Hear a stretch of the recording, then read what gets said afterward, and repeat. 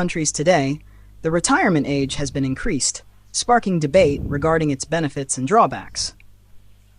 This essay will examine whether the advantages of raising the retirement age outweigh its disadvantages. Two major concerns about this policy are the potential increase in job competition and health challenges.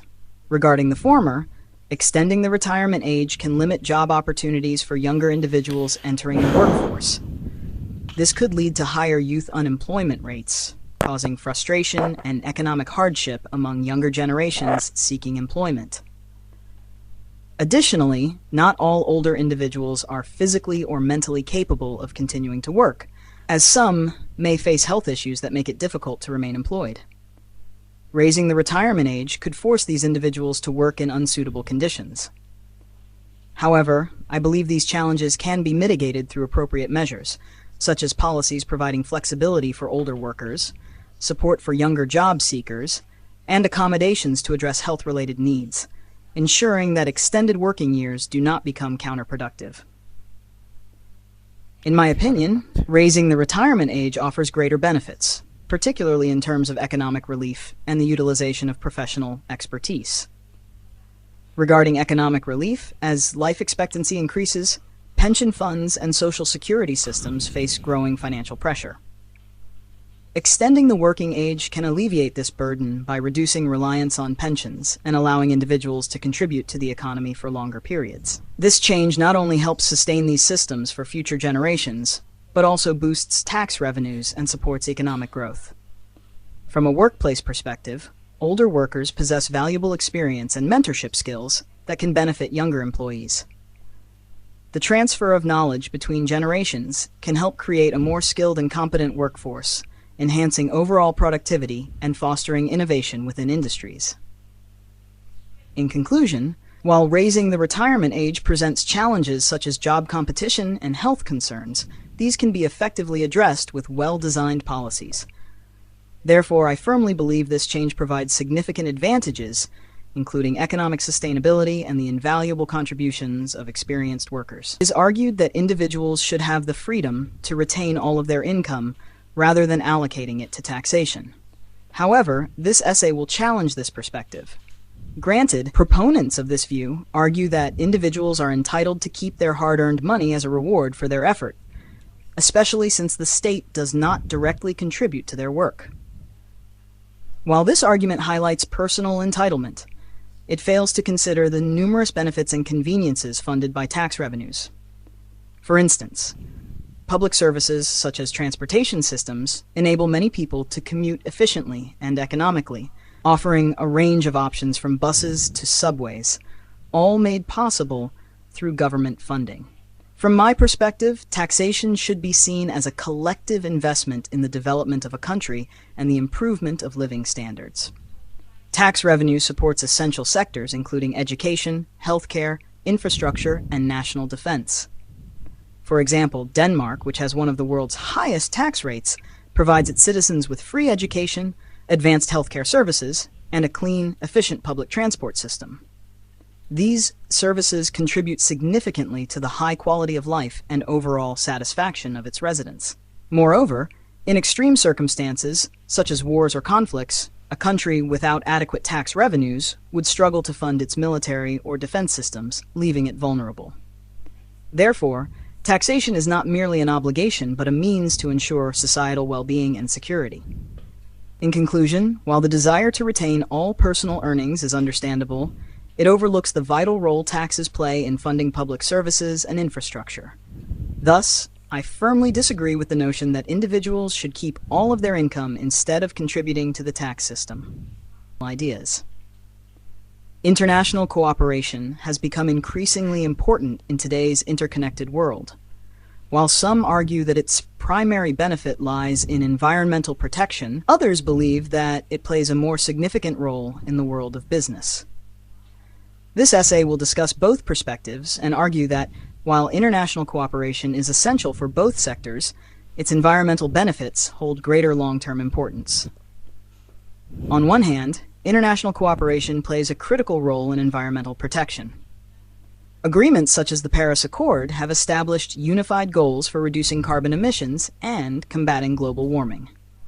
For instance, in 2023, global temperature increases were reported to have stayed below 2 degrees Fahrenheit, a positive outcome attributed to collective efforts by countries worldwide.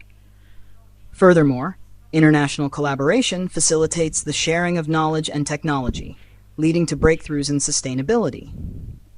A notable example is China's partnership with Japan, which has enabled the development of cost-efficient and advanced electric trains and magnetic railway systems, significantly reducing carbon emissions while transporting millions of passengers daily.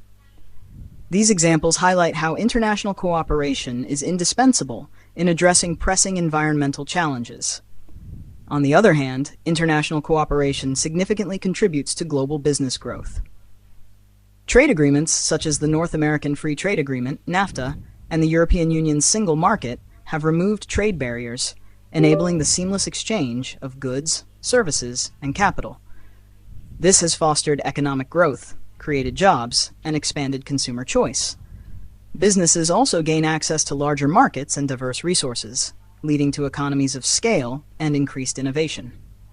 Additionally, global competition driven by international cooperation can improve product quality and lower costs for consumers, offering tangible benefits for both businesses and individuals.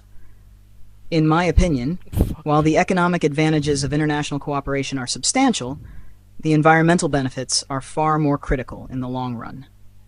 Environmental degradation poses existential risks that could ultimately destabilize economies and jeopardize human well-being. Without a healthy planet, business activities and economic growth cannot be sustained. Therefore, prioritizing international cooperation for environmental protection ensures the resilience of ecosystems, the preservation of natural resources, and the foundation for long-term prosperity. In conclusion, international cooperation is indispensable for both environmental protection and business development. However, the long-term survival of humanity depends on the health of the planet. Thus, the environmental benefits of international cooperation should be given precedence to secure a sustainable and prosperous future for all. Your essay is well written and presents a clear argument with valid points. Here's a slightly refined version for improved grammar, flow, and coherence, while keeping the content and structure the same.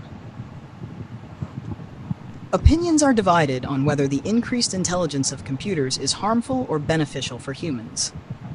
Although the benefits of this development are undeniable, I remain apprehensive about it. Granted, superintelligent computers can benefit humans in certain ways. Firstly, these machines can help boost productivity because they do not require rest and can work tirelessly 24/7. Additionally, highly intelligent computers can handle an overwhelming amount of information at once, making them highly capable even in jobs that require skilled and educated workers. However, this seems to primarily benefit employers, as a large number of jobs would be taken by robots, thereby harming the livelihood of a significant portion of the human population. Secondly, when humans rely too heavily on AI assistance, this could lead to overdependence, which may, in turn, have a stultifying effect on human intelligence. Furthermore, with their superior intelligence, robots may begin to make decisions independently, posing an existential threat to humankind. For example, robots programmed with a specific belief system or moral code might decide to eradicate certain groups of people or religions for what they perceive as the greater good of mankind. From a logical standpoint, humans are damaging the environment for the sake of economic development, making it plausible that robots could decide to eliminate humanity altogether to protect the environment. These risks are too significant to ignore, rendering this development deeply concerning.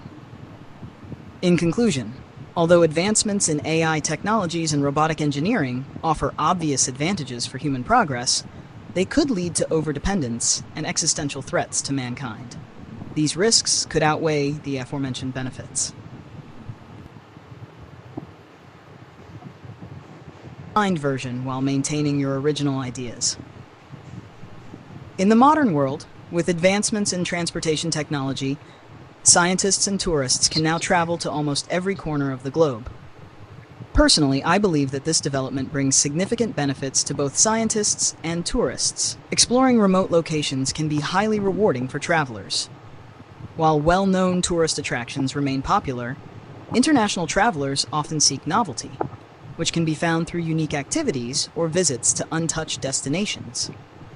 For instance, traveling to a relatively unknown island provides opportunities to experience exotic religious practices, immerse oneself in entirely different ways of life, and observe rare species of animals and plants.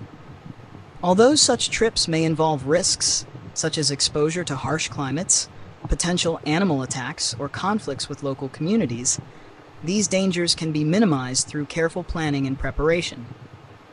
Similarly, scientists can gain immense value from visiting remote areas due to the abundance of unknown phenomena in the natural world. Research in these regions often yields critical insights into current and future scientific challenges. For example, studying heavily forested regions or deep-sea environments can reveal the emergence of novel viruses or the effects of global warming on various animal species and their habitats. While it is true that human activity in such areas could disrupt ecosystems or local communities, these issues can be mitigated by enforcing strict regulations and implementing appropriate policies. In conclusion, traveling to remote areas offers invaluable experiences and insights for both tourists and scientists, contributing to personal enrichment and addressing global scientific challenges. Opinions are divided on whether spoken communication is more powerful than written communication. I believe that both forms of communication have their unique strengths and are suited to different contexts. This essay will discuss the advantages of each and highlight the importance of considering situational effectiveness. Spoken communication offers several significant benefits. Firstly, it allows for immediate feedback and interaction, which is essential for clarifying misunderstandings and fostering dynamic discussions. For instance, in classroom settings, teachers can gauge student comprehension through verbal cues and face-to-face interactions, enabling them to adjust their teaching methods accordingly. Secondly, spoken communication incorporates nonverbal elements such as tone of voice and facial expressions, which effectively convey emotions and intentions. This is particularly evident in job interviews, where candidates can demonstrate confidence and enthusiasm through their verbal and nonverbal cues. On the other hand, written communication possesses distinct advantages. Written words provide precision and permanence, enabling careful consideration and the creation of a lasting record. For this reason, contracts and legal documents are written to ensure clarity and to archive critical information. Additionally, written communication is better suited for conveying complex information and detailed explanations, such as academic research papers and technical manuals. Written formats are more convenient for readers to access and review at any time, making them ideal for asynchronous communication like emails and reports. In conclusion, while spoken communication facilitates immediate interaction and emotional expressiveness, written communication ensures precision and permanence. Both are powerful and effective in their own ways, and their effectiveness largely depends on the context in which they are used. Therefore, it is essential to recognize these distinctions and utilize each form of communication appropriately based on the situation.